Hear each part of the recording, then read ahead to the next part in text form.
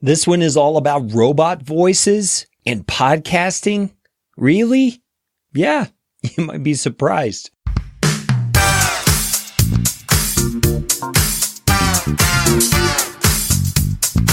My name is Kerry Green, and I am the client happiness guy at podcastfasttrack.com, and this is Podcastification. This show is all about podcasting. How to do it, how not to do it, best practices, interesting news items that have to do with the realm of podcasting, and who knows what else. And I'm trying to do it all with a little bit of fun and some information to help you get a show going, keep yours going, or make it better. And if you like what's going on here on the show, I would appreciate it, so appreciate it, if you could leave a rating or review on iTunes. You can find out how to do that at podcastfasttrack.com/review. That's enough of that kind of stuff. Let's get you podcastificated right away.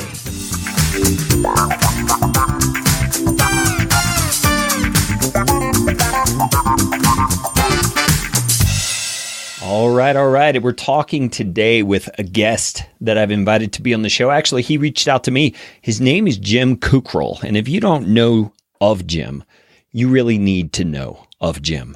Jim is one of those resourceful entrepreneurs who has kind of hovered mostly around the self-publishing space. And you'll see in today's conversation how that self-publishing thing is kind of connected to what he's doing now, but in the area of podcasting. Jim is, like I said, a very resourceful guy. He sees trends. He sees things that could be used to create great content. And today's episode is an example of how he's done exactly that. Jim and I have a pretty fun conversation about his newest venture called Book to Pod.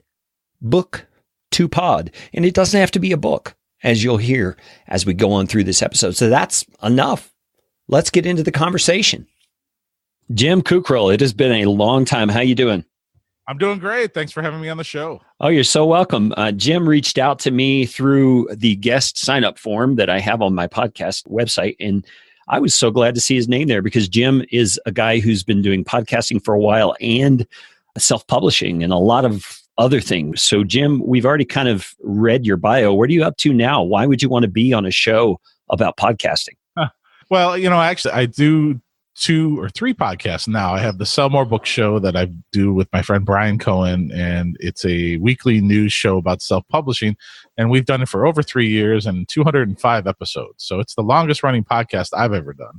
And then I do 2 other podcasts, Author Marketing Podcast and an Author Tales podcast. But I've been doing this for a long time. The podcasting stuff is just really something that I think is cool, and obviously so do you and your audience. Yeah, it's really cool. And you've come up with a new sort of approach to creating a podcast that was very intriguing to me when I first heard about it, because I'm an author. I have quite a few different books, both fiction and nonfiction, and you really got my creative juices going. So tell us, what is Book to Pod?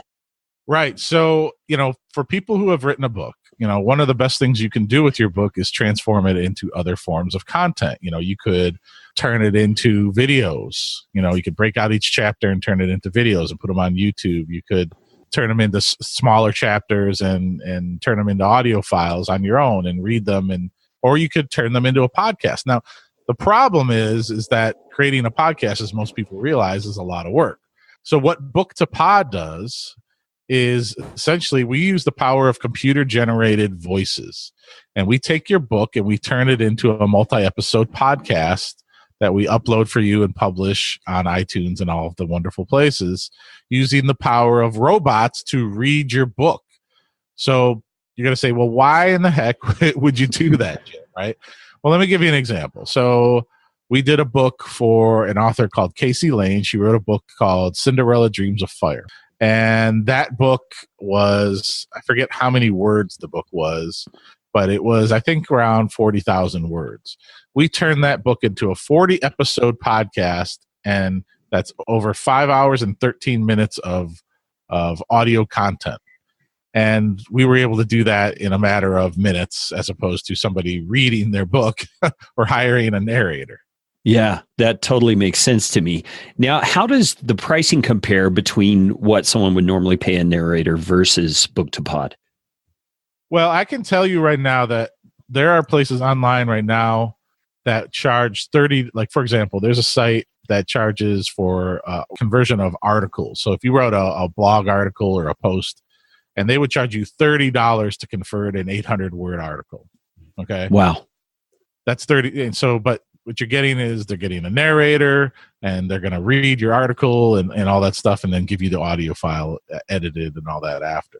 So in terms of a narration of a book, if you've ever done Audible or the ACX exchange for that, it's kind of tough because they have two ways that you can do it. You can either pay them a large sum up front to produce your book. So you may have to spend $2,000 to $3,000 to $5,000 based upon the narrator you choose and how long your book is.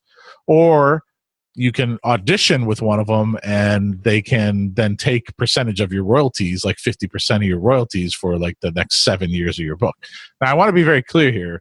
We're not producing audiobooks because Audible does not allow anything but human narrated audio files to their network. We're producing podcasts, and iTunes and the other places don't have a problem with it. So you wouldn't be able to submit these to the Audible sort of a catalog. You would have to just... Not yet. The technology, I mean, we'll play some samples if you want, but you can hear that it's a robot, right? It's not perfect yet. It's only a matter of time before these really become something that you're hardly going to be able to tell that it's a computerized voice talking. I was playing around with a tool the other day that is in development that basically it recorded me reading 30 samples of my voice, and then after I was able to put in text and have it read back in my voice, and it was pretty close. Oh my goodness. Yeah, and this is the future we're all living in. So it's sampling in your voice and the patterns that make up the sound waves of your voice, and then reproducing those for the text that you put in. Right, and that's not what we're doing. I was just talking about another tool. It's kind of but I'm just trying to give you an example of like really where we're at. And I think what's interesting to your audience is, where is the future going with all of this stuff? I mean, audio is just exploding, as everybody knows here, and podcasts are exploding, and audiobooks are exploding, and Echo devices and Google Home, and audio is just absolutely exploding. The retention rate of learning is 3 times than that of reading. Right. So people are really loving their audio, and the tech's getting better, the costs are getting cheaper, and it's a whole new world out there.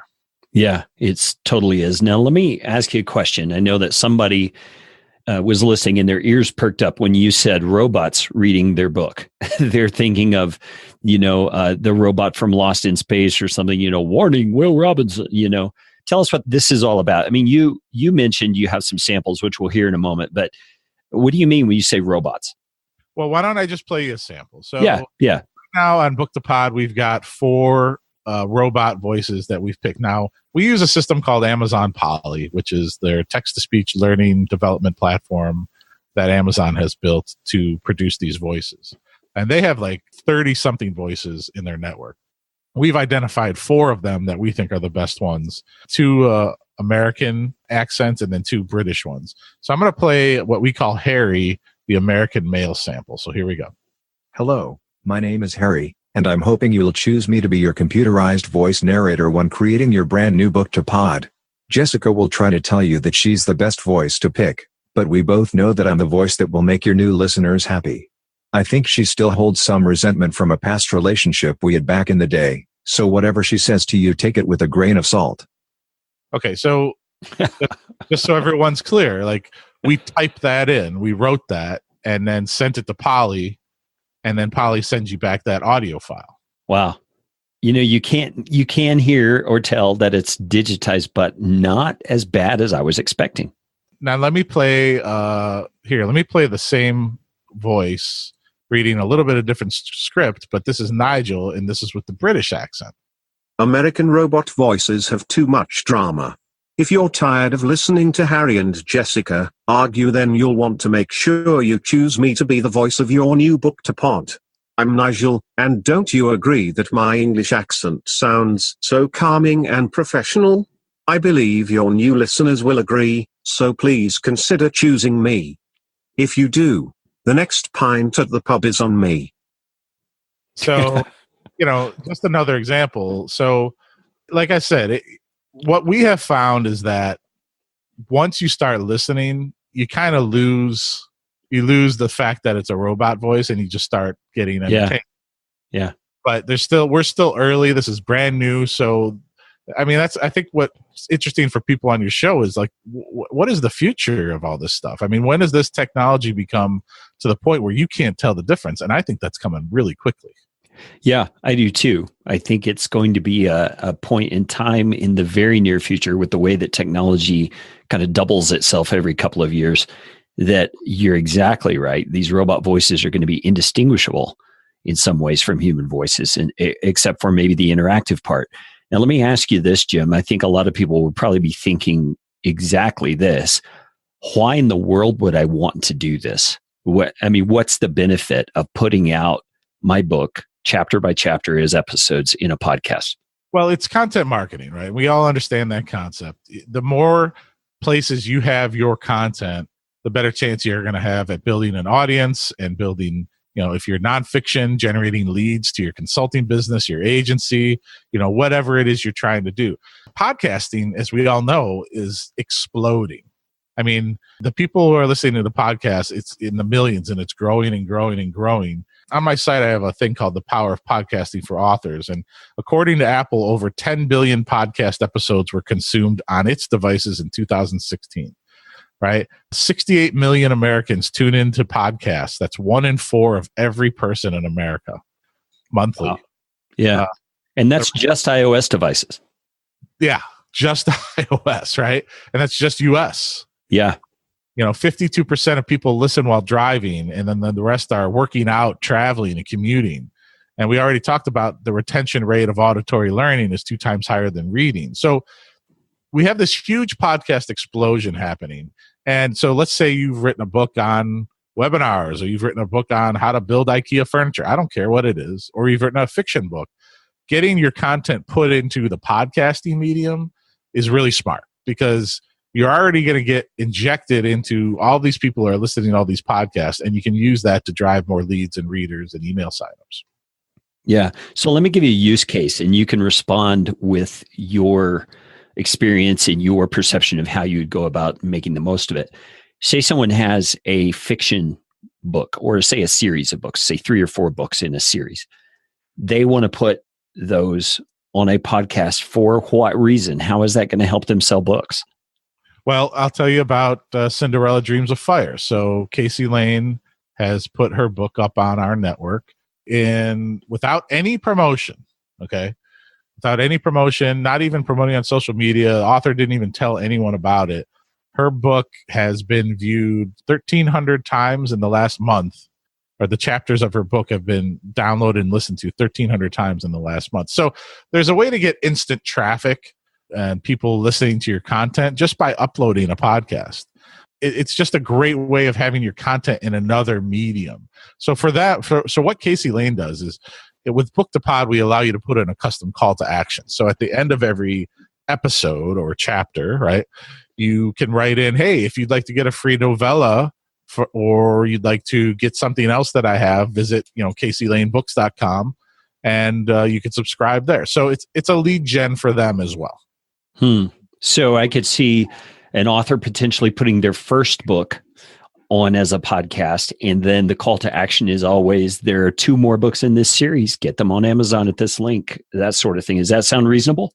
Absolutely. And that's what we're saying that people should do. I mean, it's the same way as you may put your book up for free on Amazon for a certain amount of time and say, hey, this book's free, but the next ones you can get them here. It's discovery of your content. Now, really where this makes the most sense, and let's be honest, is the nonfiction space. If I've written a book on, social media for real estate agents, and now I've got a podcast called Social Media for Real Estate Agents that somebody discovered, and a real estate agent listens to it, and then I can promote my book in the podcast, I can promote my services in the podcast, and all of a sudden I'm getting leads sent to me because people are subscribing to this podcast. Yeah, that totally makes sense. Now, does Book to Pod allow for, say, a mid-roll call to action as well as the one at the end, or is it one or the other? The way we have it built right now is there's no mid-roll, so we can add one in the beginning, and we can add one in the end. But right now, we're not built to add one in the middle because, if you're reading a chapter, you don't want to break right in the middle. Yeah. But, that's something we could certainly consider in the future. But, I'll give you an example. So we went out and found some royalty-free books. So, Mary Shelley's Frankenstein, right, is a book that is, not under any copyright any longer because it was written in, 1888 or whatever it was. We turned Mary Shelley's Frankenstein into a podcast, and it's 28 episodes long, and it's 8 hours and 56 minutes of audio. And you can go listen to that on our website or on the Book to Pod channel on iTunes. You can listen to the book there. You wouldn't really want to stick a call to action in the middle of something like that, but I guess you could. Hey, we will get back to the episode right after this short break. I promise. Do you have questions about podcasting? I just might have some answers for you. You can go to podcastfasttrack.com/question and leave your question or comment. Who knows? You might hear your melodious voice on the next episode. I always keep my promises, so here we go. So let me ask you this question. You have mentioned a couple of times the Book to Pod channel or the Book to Pod platform. Tell me what you mean by that. Most of my listeners will understand iTunes or Apple Podcasts. They'll understand Stitcher or Google Play. What is the Book to Pod platform that you're speaking about? It's basically the iTunes channel, right? So every show that we publish through our network, we'll publish on our iTunes network channel as well. So if you search Book to Pod in iTunes, you'll see all of the shows that we have. And it's basically more discovery options for you as well. What's really cool is we also give you your own custom landing page where you can promote, that's got all of your episodes listed on it, and you can share that too. And it's a nice feature for people who want to get more content out there. And the people that have signed up so far are really enjoying it. Yeah, well, it sounds like a really neat idea. Can you think of any other use cases for this besides just a fiction book or a nonfiction book? I mean, say you have content marketers who are doing their podcast as part of their content marketing, but they haven't written a book yet, or they haven't created that sort of a thing. What are some other options? Well, I'm working on something right now that is for those people, and I'm not ready to tell everybody about it. But let me just say this. Wouldn't it be great if you could take every blog post you ever had and turn it into an audio file with the click of a button? Wouldn't it be great if you were a trade journal that had 30,000 medical documents written, posted on the internet, that if you were to hire someone to narrate would cost you $3 million, or you could transform them all into audio with a click of a button and have the audio back in 30 seconds? So there are case studies. I mean, the basic concept is this. We're living in an audio world right now, and everybody wants audio. And reading is always going to be there. But at the end of the day, if any text content you create should also be transformed into an audio version as well, whether it's a podcast, whether it's just a player on your website or whatever. Audio is how people are engaging with content marketers and businesses right now. Yeah, that totally makes sense to me, Jim. Man, you sure gave away a lot without saying what it is. Makes sense that all of that content that content marketers are producing could be repurposed into audio. Now, let me ask you a more specific question about the way that this works. I know that the Amazon Polly interface, if you want to take the time to do this, enables you to put in little pieces of code before and after sentences that tells it to read this at a faster pace to express excitement, or to read it at a higher pitch to express curiosity or concern. Are you guys doing that in your Book to Pod approach? Yeah. And before I tell you about that, there is an Amazon Polly WordPress plugin.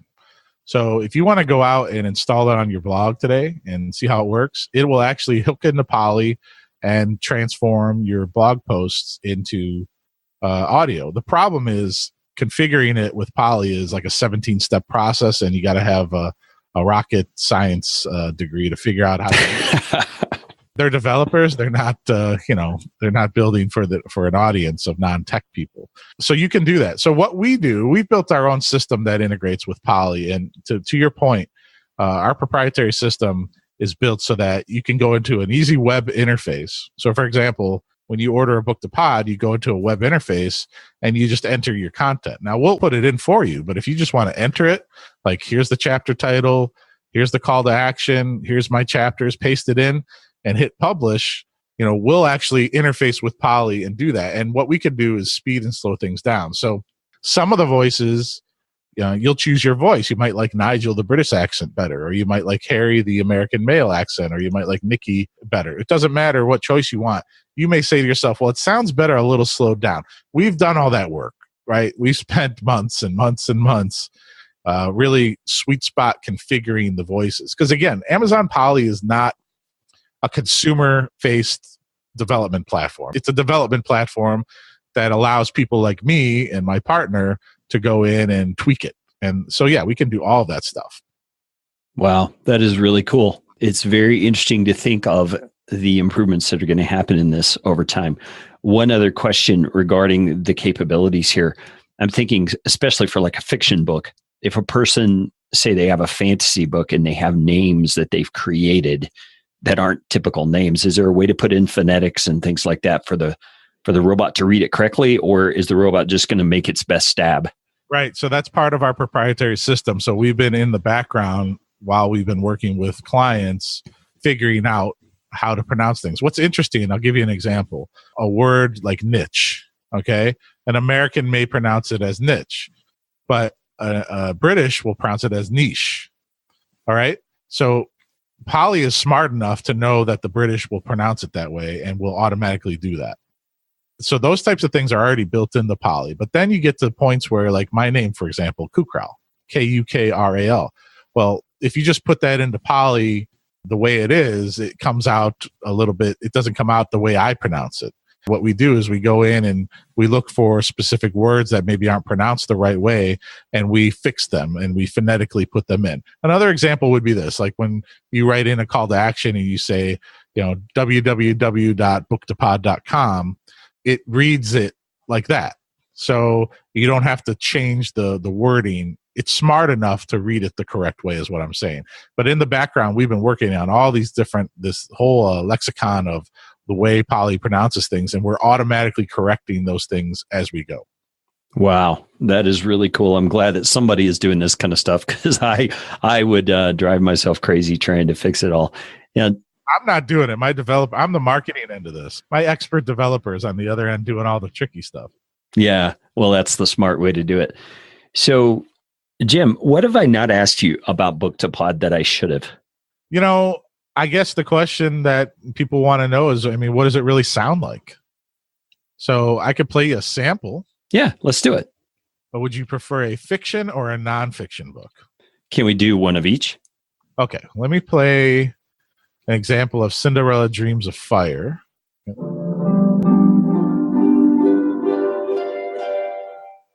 You're listening to the Book to Pod Network, where authors turn their books into powerful and attention-getting podcasts. The content will begin in a moment. Please remember to subscribe and leave a review. The author thanks you for listening. Now on with the show.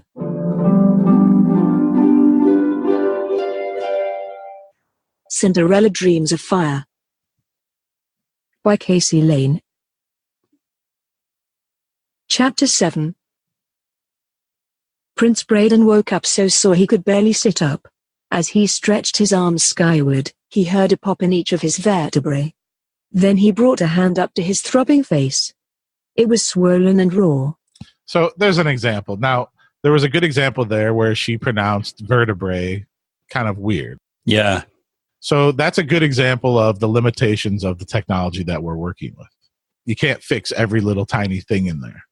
However, what's the alternative here? The alternative is you get podcasting equipment and audio. If you're a podcaster already, you probably have this stuff and you know how all this stuff works. But if you're not a podcaster, you have no idea how to do it. Anyone in this audience who podcasts, you know how difficult and expensive it was to set up your podcast and the learning curve of getting it all set up. So now you're just an author who wrote a book on Cinderella, and you're going to try and figure all this stuff out. Then on top of that, you got to sit down and record 5 hours and 13 minutes of your voice. That's a tall order for most people. Yeah, and 5 hours, 13 minutes would be on the low end, because we would be a lot pickier than that and have to re-record things over and over. So I think you're being a little optimistic there.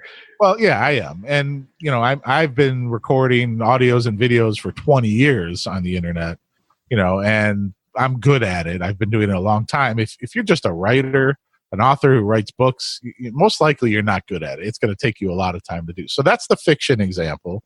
Let me play you an example of a nonfiction book. Let me play you the Buyer Legends example here. Here we go.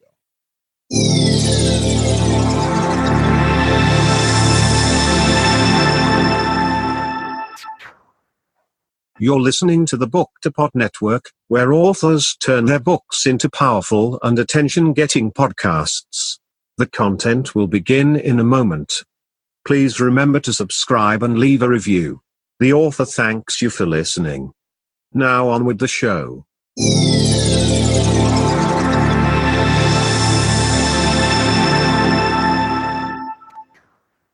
Buyer Legends. The Executive Storyteller's Guide.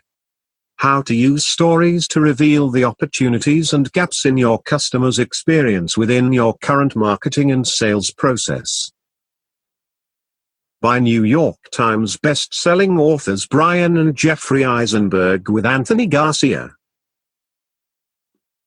What are Buyer Legends? Buyer Legends is a simple scenario narrative process that helps identify. So, as you can see, what we do is we build in the sounders and all of that stuff automatically. So when somebody orders, they say, well, here's the sounder I want. Here's the voice I want. Here's the custom call to action I want at the end of every chapter. And then here's the content. And then they just hit go. And our system creates that for them automatically. And then we create the podcast art. We upload it to iTunes and all the places for them. We give them their custom landing page. It's a done for you service, really. Wow, that's pretty cool. So let's get to the bottom line. What's the pricing like on this? Right now, we're new. We just priced. We start at $6.97. You can get the do-it-yourself version, which is basically we'll create all the audio files for you, and then you can go get your own podcast host and upload them to your own channels and do all that stuff if you want it. So we'll do all that. But if you want us to make the art and build the landing page and do all the other stuff that we do, publish it for you and all that, and 1 year of podcast hosting, we charge $9.97. So when you really think about it, if you were going to pay a narrator to do it for you, you're going to spend 3 or 4 times that. Or if you're going to do it yourself, it's going to take you forever. So this is our initial pricing on this. And again, it's not a tiny amount, but for the payback that you get from having your book turned into this other piece of content, we think it's worth it. Yeah, and I can see scenarios where, say, a business coach has a book that they've written and they put it into this audio format. And let's just use that highest price level of the $900. For many of those business coaches, one paying client would recoup the cost of that. That's exactly right. And that's our audience, fiction authors like us, but we're really not in that space. Our space is a guy who I talked to yesterday who wrote a book on financial consulting, and he has the audiobook up there, and he's busy running his financial consulting business, and he's got a 50,000 word book, and he wants to get in the podcasting business, but there's not a chance in heck he's going to sit down or have the time to record a podcast and figure it all out. He's like, here's the book, hit order, just take care of it for me. That's our audience. Yeah. Yeah. And there's plenty of those people out there. Absolutely. There's so many people. They understand the power of getting their content distributed into multiple places. People like that. That's really this is really best for people who don't have the time or the inclination to want to figure out how to do all this stuff. Yeah, makes total sense. So, Jim, where can people go to find out about Book to Pod?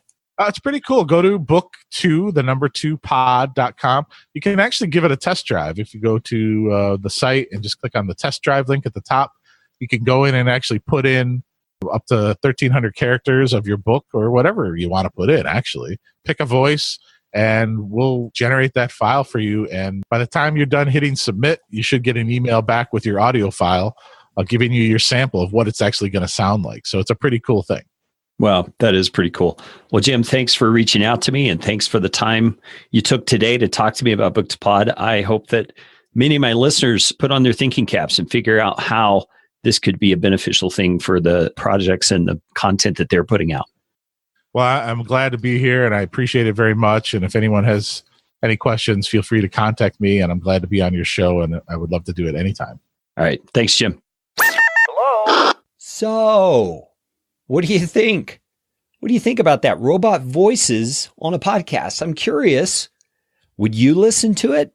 I actually have gone in and listened to some of the Book to Pod things that are available on iTunes. And Jim is right. After a while, you still notice it's a robot voice, but you stop being bothered by it. It's kind of interesting. It's like if the story is good enough or if the content is good enough, it draws you in. It's kind of like your Alexa voice or the voice on your Google Maps.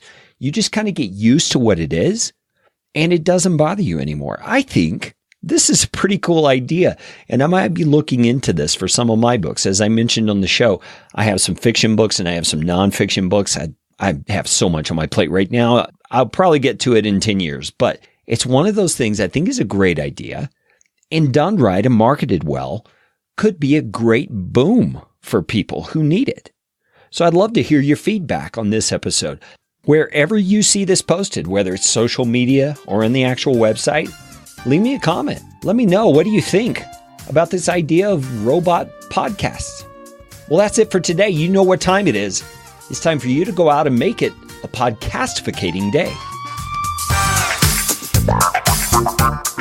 This show is brought to you by Podcast Fast Track, where my team provides professional podcasting services without the time suck. Full production, editing, and show notes, all in one monthly subscription package. You can find out more at podcastfasttrack.com. Now go out and make it a podcastificating day.